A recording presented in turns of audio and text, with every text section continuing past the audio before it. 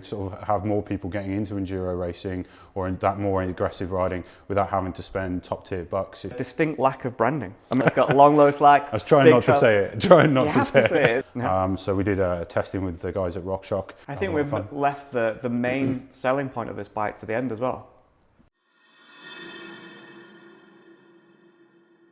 Hey everyone, Andy from Singletrack magazine, and I'm with Mike from Calibre Bikes. Hi all, how you doing? And we've got a pretty interesting new bike from Calibre, which you may have seen leaked on social media now and again, or spy shots here and there.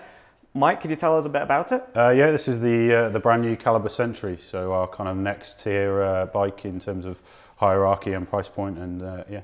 So it's an all new bike. It sits above the Boss Nut and the Triple B. Yeah, that's right. Yeah, so yeah. Yeah, totally different frame. Yeah, just sort of developed from the ground up. Yeah, totally kind of totally different, brand new for this bike entirely. Yeah. Okay, so let's go over a few of the details of this bike. So it's a 29er. It's an enduro bike, and it's kind of like EWS ready out of the box, I suppose, isn't it? Yeah, we really wanted a bike that you could, sort of have more people getting into enduro racing or in that more aggressive riding without having to spend top tier bucks, if you see what I mean.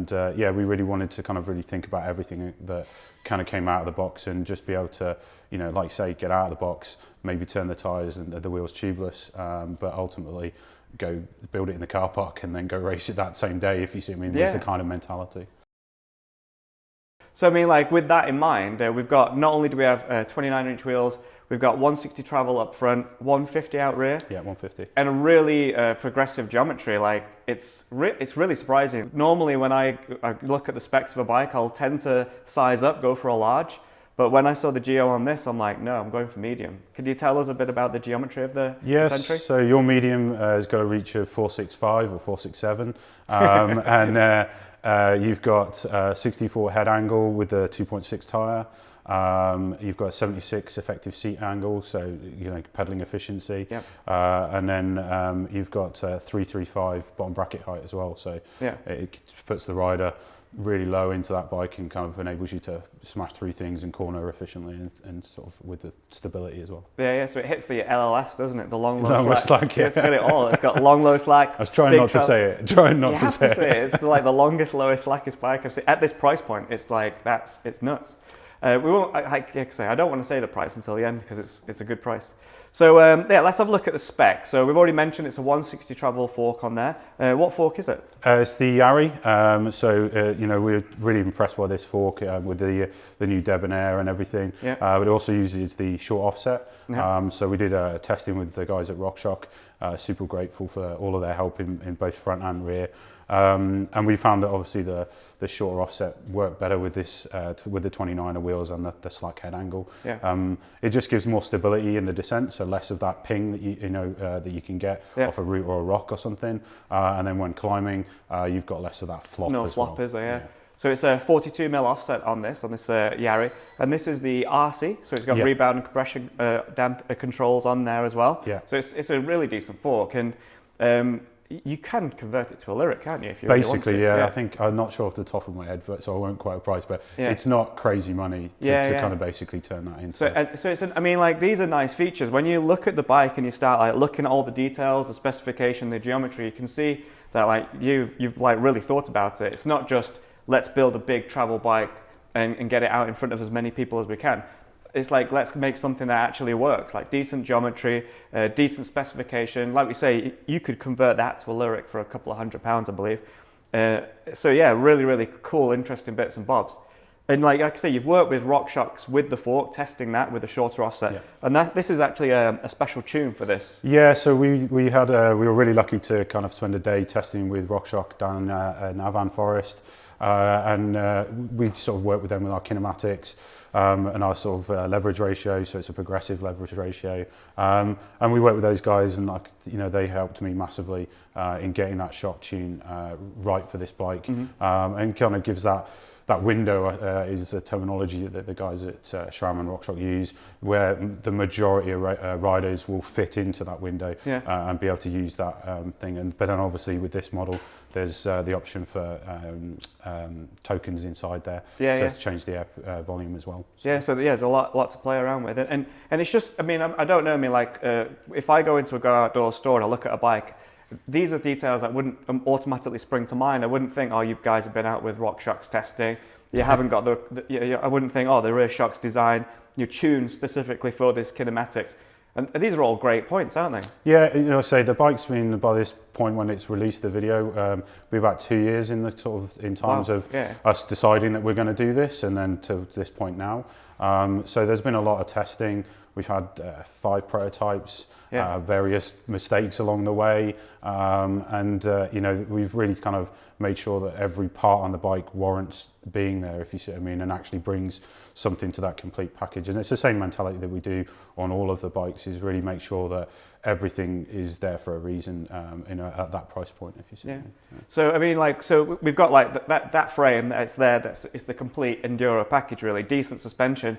But I mean, what about the components on the bike? What makes these enduro out of the box ready? Like, for example, the tires. Is there anything special about the tires? Yeah, so the tires are kind of, you know, one of the things that kind of, when I was doing my compare analysis, that bugged me was even on super high-end bikes, you know, 6,000–7,000 pounds, they were using kind of lighter weight carcass tires. And you know, I'm not a very good racer, but I do enjoy the odd race every now and then. I wouldn't trust, you know, 100 kilos of me on those lighter tyres at somewhere like, you know, Hard Rock, or somewhere that's got some pretty nasty terrain to bite through those. It's not something you want to fail when you're like, whether you're racing or not, you don't want it to go like when you're in the middle of nowhere. Yeah, especially if it's raining and miserable, it sucks. So we suspect the WTB tyres with the tough casing, and they're the high grip compound as well, both front and rear. So give that, enable you to really grip in the wet over roots, over rocks. It gives you that best kind of grip that you possibly get. And then that tough casing, although a little bit heavier, it just, you know, provides you with able to run lower sort of pressures, and be more secure in that knowledge that you're unlikely or less likely to sort of damage those, if you see what I mean. Yeah, exactly. And I mean, there's the option there, you could save a bit of weight, because this is tube now, isn't it? You could go tubeless, which would save a bit of weight. So you get the benefits of that, you know, tougher width tyre, and you know, without any, like, you know, reducing the rotating mass and all. Yeah, it was, you know, so, and then other things, I suppose, like the Guide RE brakes, super powerful. There's a higher version of this that we were testing, and that was our kind of main bike. And then we realised how fast you could go on that bike, that we realised that, you know, the spec below was also going to need some really powerful brakes. Yeah, exactly. So we spec the Guide REs, and they're a brake that we use on the Triple B, so we know them, and they're so powerful, and you know, basically the calipers, an old downhill caliper, basically. Yeah, full-part downhill caliper, basically, isn't it? And they've got a really lovely feel. Like, the lever on them, the modulation, really great. And as Mike says, it's a brake you need for this bike, because you do pick up speed pretty quickly. And it's amazing, like, because of that progressive geometry, you can really chuck it into corners, and, you know, sometimes you do need to weigh in on the anchors now and again, but it's pretty impressive. Yeah. What other bits and bobs here which you know, like, which stand out for, you know, I can say, I won't mention the price till the end, but what standout features are? Well, we've got the SRAM X Eagle group set. So again, that coupled with the shock tune, the sort of kinematics, and that seat angle, and then I suppose the offset of the fork, all kind of come together to enable you just to kind of sit in that saddle in a fairly neutral position, unless it's a super techie steep climb, and just kind of keep those legs spinning and climb up the other side of the hills. You know, so that's a nice standout feature. With because this is 1x12, going 1x12 right from the start, has that affected the design of the frame in any way? Not really. It was basically, we knew that was what we wanted to do, if you see what I mean, and that was kind of you know, sort of enabled to kind of tailor all of those kinematics and everything to that 1x12 drivetrain. So,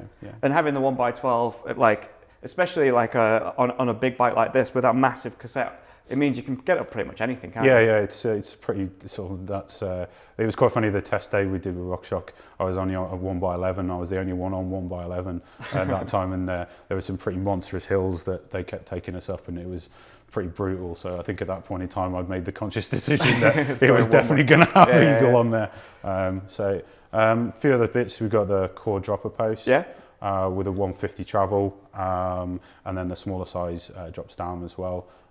So another nice little point, like, so this is a medium, so medium, large, extra large all have 150mm travel, and then the smaller size bike has 125? 125, yeah. So yeah, another point, something that you may not see when you go into the store, but it matters when a rider gets on the bike, that even the dropper, you know, makes a big difference, doesn't it? Yeah. What else have we got here? So we've mentioned that the dropper post, we've got cable operated dropper, and all the cables are running externally rather than internally. Personally, I think that's great, but is there any specific reason why you've gone for that? Well, there's two kind of reasons, I suppose. We live in the UK, designed in the UK, tested in the UK. It's It rains a bit, pretty doesn't it? rainy at the moment, and has been for the week. Although we did have a weird kind of couple of days, didn't we? Yeah, fake spring. Yeah. So just for changing kind of cables, it takes 5 minutes. The longest thing that normally takes me to do is find the right size Allen key. And then I suppose the other kind of main thing is cost. To run like the internal routing properly with tube sort of type of affair, there's additional costs to those in manufacturing, and ultimately it doesn't affect the ride, does it? No, so we wanted to kind of, if we were going to spend any cost anyway, it needed to bring some value to that sort of that rider. Yeah, it makes more sense to rather than, I mean, internally routed looks lovely, but if you can spend that money and get that decent suspension on there, go for a shorter offset for, or even more development time, it just makes more sense, doesn't it? Yeah, we've tried to kind of be as clever as we can in terms of the routing and keep it kind of out of the way and kind of mounting it on the rocker link there. So yeah, this is really neat. It doesn't flop about. Yeah, so there's less likelihood of it kind of being caught by an ankle or something as you're pedaling, or your heel, and stuff. So it just kind of tucks it all out of the way, and that's on both sides as well with the brake hose. So. And I've noticed that, I've been riding this bike, but that bar is pretty wide. Is it 800 mil? 800 mil, yeah. On all sizes, we figure that the bike can, if you wanted to make it narrower, it's easier than making a handlebar grow to cut it down. So yeah, you can't cut them bigger, can you? No, generally not. There are idents on underneath the grip, so you can easily see where you want to cut it down to. So, perfect. But figured 800 out of the box, sort of just makes it, for everybody basically. So. Yeah, excellent. And one thing that I've noticed about this bike is the distinct lack of branding. I mean, we've got Calibre here, and maybe you can't see it on the camera, but we have Sentry written here and on the inside of the chainstay there. But it's really subtle. I mean, is this a pre-production bike? Is this like a prototype, or is this how it's going to look? No, this is how it's going to look. This is production. So, there's kind of, I suppose, the main ethos of this 2 years ago. We kind of decided, right, we're going to do this bike, but then in the back of our minds at that point, we were kind of a bit sort of nervous that was someone going to drop, we won't say the price point, but a lot more than a boss nut, for instance, on a Calibre at that point in time. I see. So we just kind of, wanted to kind of, create a look that people ultimately will see that bike and go, oh, that looks really nice. Yeah. And then have to kind of look for the brand, and ultimately then they've made that kind of decision in their mind that they like the look of the bike and not kind of swayed by brand or something similar. Yeah, so. I mean, it makes a lot of sense because you come in and you look at this bike and you see it's like, whoa, the geometry's right wheel size, right suspension travel, everything's right. Oh, it's Calibre. Holy, that's like, wow, that's pretty impressive, isn't it? Yeah, it's something that we actually did on our first bikes. Was our first two hardtails was creating kind of a lot of the brands that were on the bike. So as consumers walked in, they would form an opinion of what that value, that cost of that bike was. Yeah. And then when they got to sort of read the sort of in the store or read any kind of thing on the websites, they would then kind of be pleasantly surprised, we hope, by the actual price tag of the bike, if you see me, versus the specification. We keep talking about, we've not mentioned the price yet, but I mean, now you know everything about it. I'll go over it one more time. Really progressive geometry, great wheel set with really tough tyres, which is, it might not sound like an important thing, but it is, isn't it? Because tyres aren't cheap. If you want to upgrade your tyre, that could be an extra £100 on a bike. Easy, yeah. For a top tier brand, you're looking at about £60-70 exactly, a tyre. Yeah, per tyre.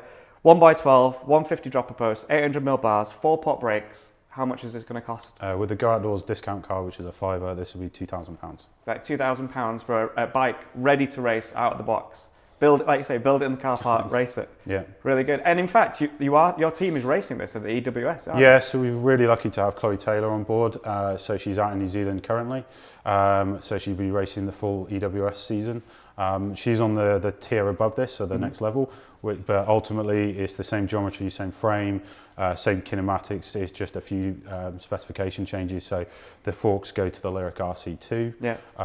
The rear shock is the Super Deluxe coilover with the remote lockout. Yeah, it's like a grip shift lockout. Grip shift lockout. Yep. It goes to Code brakes, and then it goes to GX Eagle. But ultimately, everything else and a reverb. Sorry, everything else effectively is the same bike. the backbone, the kind of soul of the bike is the same, if you see what I mean. So I mean, like, so this is £2,000. The Sentry Pro is 2,800. 2,800. You do get a few upgrades, but you know, like you say, it's the same chassis, it's the same backbone. Yeah. So you could go for this. You could enjoy riding it for a year, and then be like, you know what, you put a Lyric on it, upgrade that to a Lyric or whatever, change the cartridge. Whichever way you go for it, you're getting a decent bike in the end, aren't you? Yeah, like I said before, like the real aim for this model was to bring people into that more kind of aggressive trail riding or enduro riding, be able to kind of feel confident in doing some of the bigger races, whether that's in the UK or kind of going out to the Alps or something with your mates. Sort of you used to have a downhill bike and a trail bike, all of those kind of things. We're kind of hoping now that more people will be able to just have this one bike and do an awful lot of riding. I think we've left the main selling point of this bike to the end as well. It's got a bolt cage. Yeah, it does have a bolt cage. Yeah, it's not mounted inside the front triangle, unfortunately. But so for all you people they're like, oh, it hasn't got a bolt cage. Well, it has. It does. Yeah. There you go. Yeah. So it's a win. Yeah, to keep that low standover height, we wanted to kind of keep that as a main must, if you see what I mean. Yeah. So unfortunately, it's just mounted down there, but it's not the end of the world. It's not the end of the world. Yeah.